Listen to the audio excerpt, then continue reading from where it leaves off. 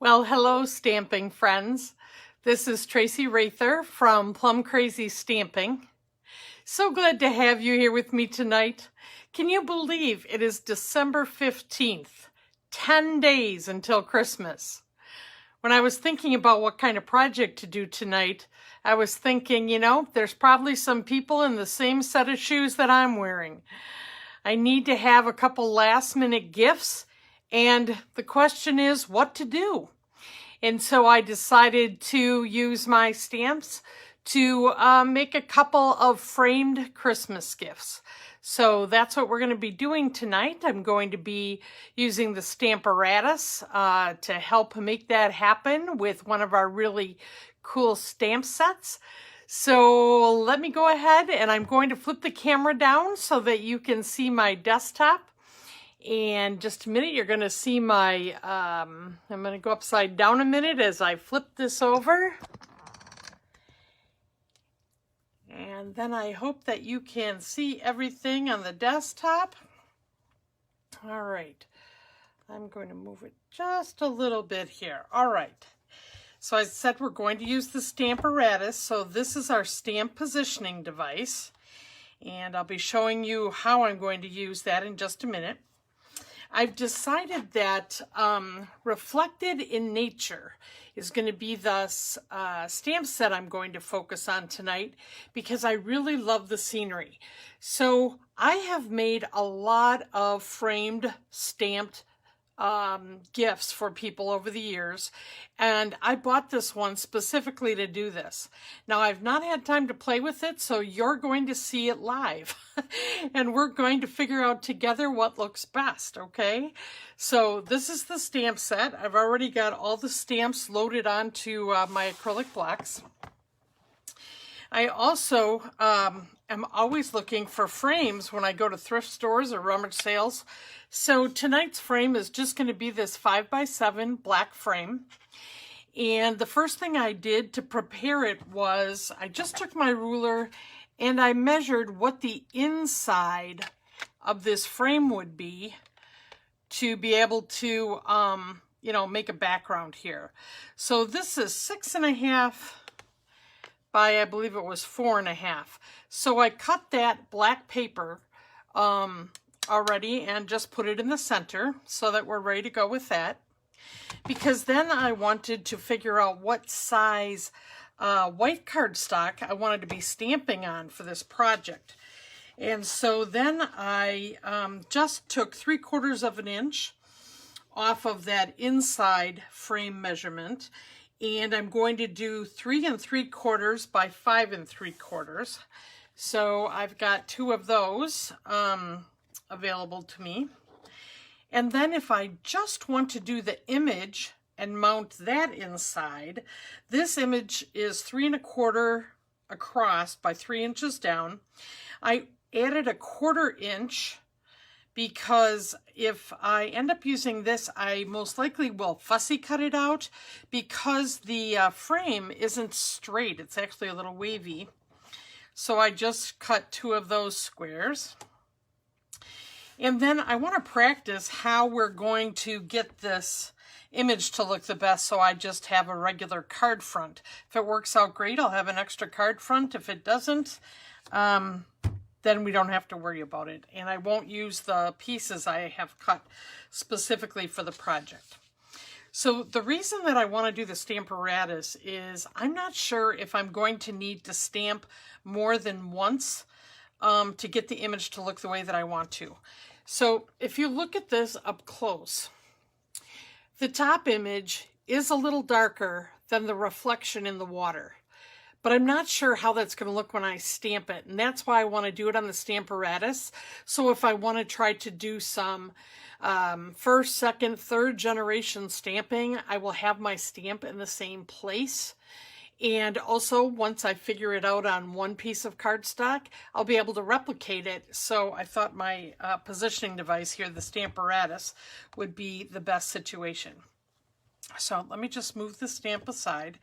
And our Stamparatus has a number of plates that you can put the image on. Now I'm only planning to use one image, so I only need one of the plates out tonight.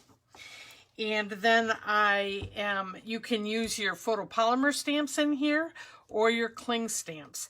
Since I'm using the cling stamp that already has the foam pad as a part of it, I won't need the extra foam pad that is inside the Stamparatus. So I'm going to just take that out.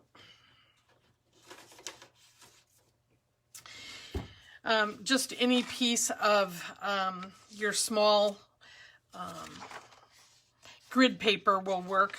I have this from another project I was doing in here. We'll just flip it over. All right, and then I'm going to put in the regular cardstock. Let me go ahead and to the back of this. There are 2 magnets back here to hold your projects in place, and you never want them to touch because they are likely to break. I only need one, so I'm just going to leave the second one on the back. I always like to prop my lid open with a ink pad here so it's more level. All right. And I like to, whenever possible, depending upon the size of the image that I'm doing, I like to stay away from the very edge. It's a little easier to get a very good stamped image when you are not right on the edge. So I'm just going to line this up in some grid lines there, and I'll put this on the corner. And then I'm going to place this where I would want this on what I'm stamping. So I'm going to put it here so that I have room to do a sentiment down here if this were my card front. And I'm just going to center this from the top and leave that open area, and then go ahead and pick it up with my Stamparatus. Now I have to tell you, the last time I was using the Stamparatus, one of the folks that was watching, Kathy, gave us an inside scoop, and she wrote in the comments. So if you go down a couple of posts, she actually put a picture of a small candle you can get at Dollar Tree, and you can put flex pads or felt pads on the bottom for something to press over your Stamparatus to get a good even image. Now I'm just going to have to use my hand tonight, but anyway, I really appreciated her idea. I haven't been to Dollar Tree yet, but I am going to get that and make myself a little tool, and I'll be happy to share that with you when I have that available. All right, so I've got this mounted, and I'm going to go ahead, and the first color I'm going to use is my Misty Moonlight. And I'm going to go ahead and I'm going to stamp this up to see how it looks just, you know, with the stamp, and seeing what it looks like on the cardstock without me doing any, you know, 2nd or 3rd generation stamping. Now this is a quite new ink pad, so it's pretty inky. So we'll see how that type of pad and this color looks. So I'm going to go ahead and just ink this up. Now, if you haven't signed in yet, please let me know who's watching tonight, where you're from. And I'd like to know, have you used the Stamparatus before? So kind of let me know. Say yes Stamparatus or no Stamparatus. I'll tell you, once I got this tool, I wouldn't go back and not have it, because there's a lot of opportunity to do it. Or, you know, Christmas cards, when you're making multiples, oh, is it nice to have your stamp just on here and you just keep stamping one card after another. It really works awesome. All right, so there is our image, and I did get the whole image. But can you see the difference of this is not that prolific. So can you see, as far as a reflection, it looks quite similar. So my goal here is going to be to try to make the bottom lighter. So I'm going to turn this over, and we'll do this again. I got to make sure I have this lined up the same way. I don't know if I had it on that line on the... Nope. I had this one all the way over here. Okay.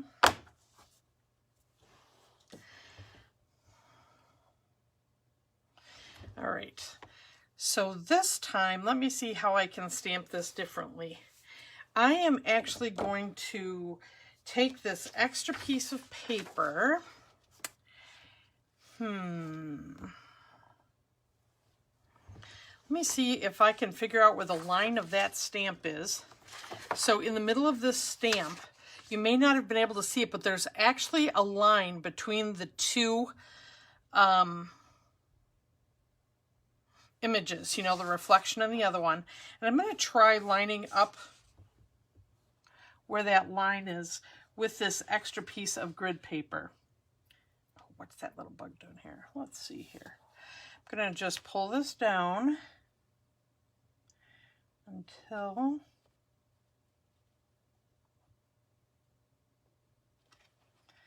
I think I have it there. You know, I probably should have just stamped it once, but let's see if we can do it this way first. All right, I'm going to put the magnet on it to keep it in place, and we'll try this and see if it works. So I'm going to go back and use the Misty Moonlight again. Are you liking the Misty Moonlight for this stamped image? That's one question I have for you. Okay, so let's go ahead and stamp it first generation here.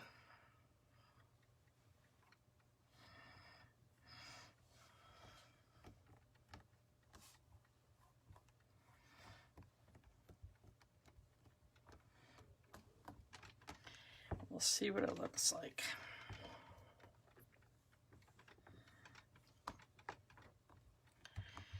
All right, so I'm going to take that up. All right. Now it looks like on the bottom there I might have missed a little, so we'll see what that looks like. And now I'm going to do second generation stamping. I'm going to come back with it again and see what the bottom looks like here when it is stamped. Just second generation.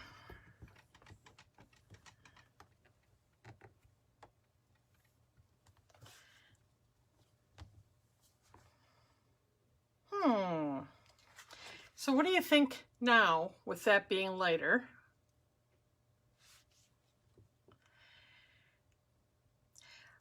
You know, that's what I'm looking for. I don't know if I would want it darker or not, but I guess that's the way I'm looking at it. So at this point, we'll go ahead with this. I'm trying to think, you know what I probably can do is stamp. I have one more idea. Let me get one more of this cardstock before we make our final image for the frame. So we've got the full one, the one with just second generation. What I'm going to do this time is I'm going to stamp the whole thing right here, so that I'm not guessing quite as much with what I'm doing.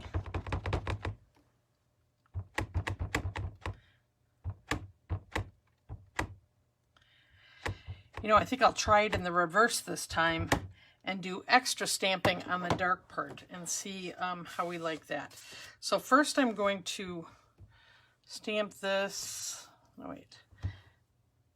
Yeah, I got to do the second generation. So first I'm going to do the whole thing second generation first, and then I'm going to do the top part for the second time.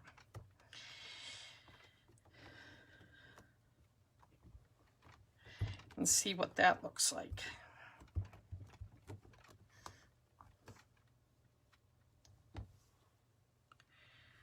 All right, so now we're going to put this, let's see.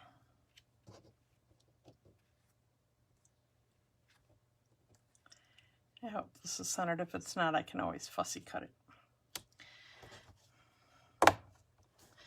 Okay, so let's do this all second generation stamping, and then we'll go back with that top and we'll do that in first, you know, a first time around, and see if we like that image.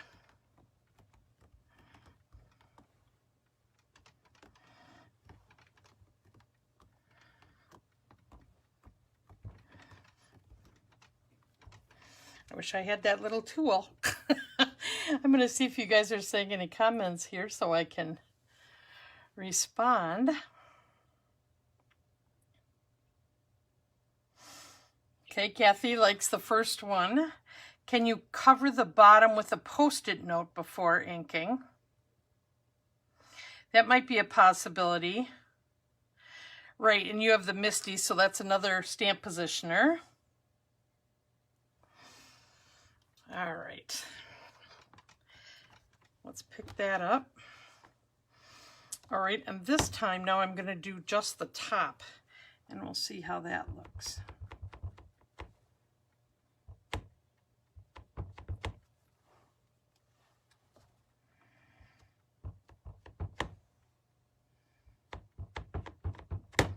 Trying to make sure that I get just to that line and not over it is interesting. All right, so let's try this.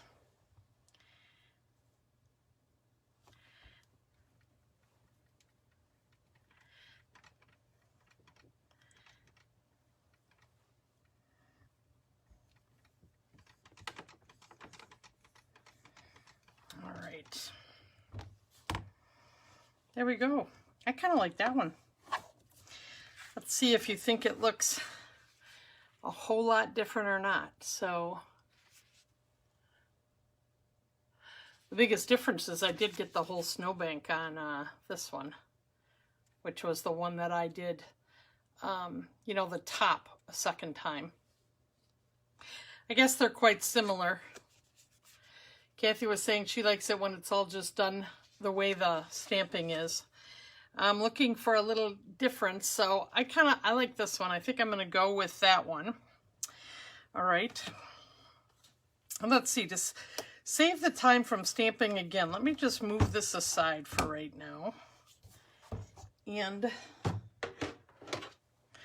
I'm going to fussy cut this out, and we'll go ahead and just pop it up in our frame. So I'm going to go ahead and fussy cut around the image,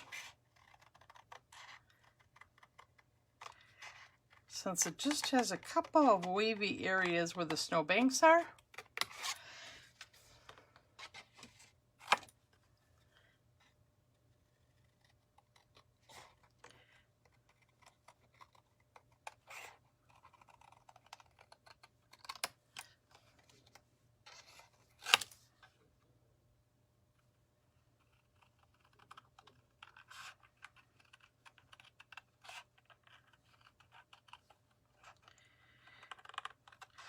So as long as you find frames that are bigger than the image itself, you can use any size frames, and then you can decide how you want to mat it inside the frame, you know, for how you want it to appear. I have a number of examples here tonight I'm going to show you that I've used different stamp sets to make these framed Christmas gifts or gifts. So let's go ahead and take one of these. Now, you know what? I don't know if I have. One of the things that you could do is go ahead and, yeah, let me see. I'm going to put this piece of cardstock through Subtle in my embossing folder, so that it has some texture. That will make it pop even a little bit more. So let me just do this over on the side here with my Big Shot. And my sandwich for this one, since this is a 3D folder, is just the base plate. And then there's a special blue plate that you use with 3D folders. Just let me run it through there. Maybe. Come on.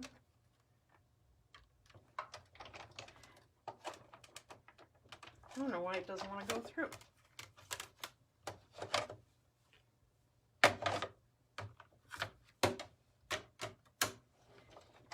Oh, that doesn't work either.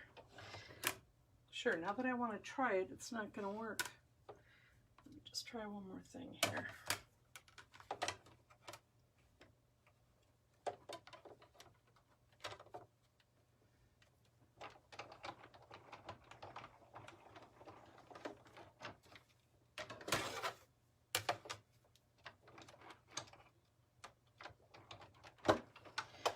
Let's try this, see if it works.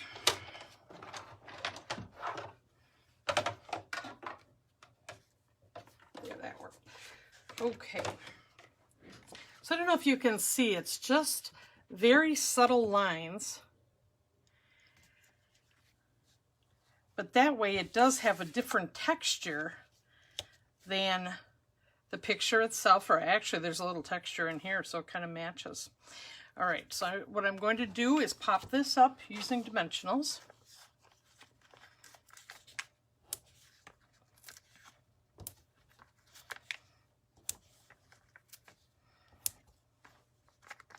One in the middle.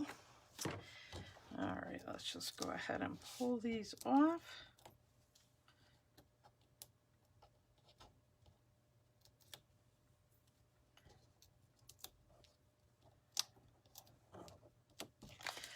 All right.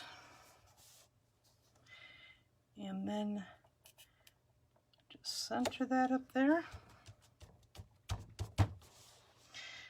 All right, and then I like this breathe deep, or there is each day is an adventure.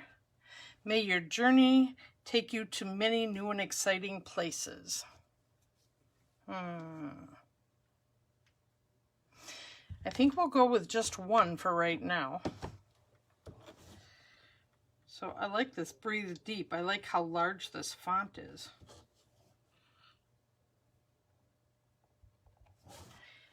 We'll go ahead and just put this underneath.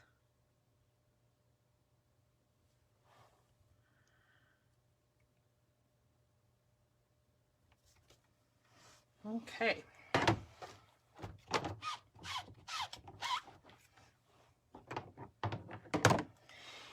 And then, as I showed you earlier, I have this black frame. I put the black background. Now, I could use Misty Moonlight background. And the other thing that I thought of, you know, that would really set this off is if you put a little silver foil just around the edges. So that would be awesome as well.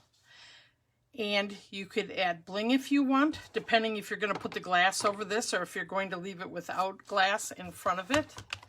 But you know, for someone maybe that's been going through a hard time, this might be a nice reminder. Or someone who has had a lot of change in their life. I think this other saying, each day is an adventure, may your journey take you to many new and exciting places, that might be it.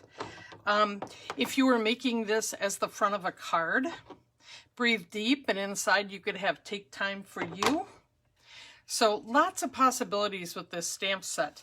I also have like a dark burgundy frame, and I was thinking that this would look really cool in Blackberry Bliss. So maybe what I'll do is I'll make one of those, and before I post this on my business page, I'll show that to you. So anyway, that is one example of a stamped gift. Let me just shut this ink pad, and let me show you some others that I've made using other stamp sets and other frames. Oh, dimensionals. There's dimensionals everywhere. I saw somebody had a picture on Facebook of a dimensional in their parking lot. The top got all the way out there.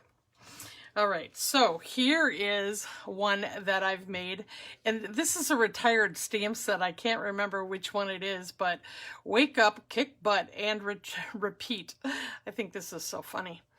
Anyway, one of the things that I wanted to tell you about this is I have group of ladies that I work with from across the United States, and we only see each other once or twice a year, but I wanted to send them a little something to give them encouragement. So I actually made the little inserts, and then I said, get yourself a 2 by 3 inch frame, or maybe you have one around your house, and then they could just slip this into their own frame. So this was a way I could give a gift in just sending it in a card, and it didn't cost me a lot of money, and they really, really liked that. So that's an idea for you as far as sending a gift right in the Christmas card. Then, now this frame I really loved. Once again, found it in a thrift store. And this was from one of the landscape sets. And I wanted to let you know in the new catalog, there are some really pretty landscape sets that are going to be available. And just using a couple of colors, I can make mountains, palm trees, the lake, and then just picked a sentiment I liked. So a lot of people have really commented and liked that one. Then I found this Forever Friends frame, and this also is from a retired stamp set. But, you know, any kind of chair, a sunset. I put friendship is precious, not only in the shade, but in the sunshine of life. And so I kind of looked in my sentiments of all my stamp sets to see what would go with this outside frame. So I was able to find that. Let's see. Then I have another landscape here. This one, much more winter landscape with the snowman and the mountains, the cabin, little bluebirds. I've also done it with red cardinals, but I have actually made one of these. My husband has one on his desk. This is the one I keep in my craft room, so we both enjoy this scene.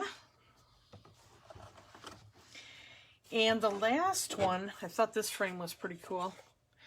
I basically did the somewhat similar to the ocean and the palm trees, only I did this mountain, snow, and evergreens with a moon or a sun, whatever you would want it to be, about friendship.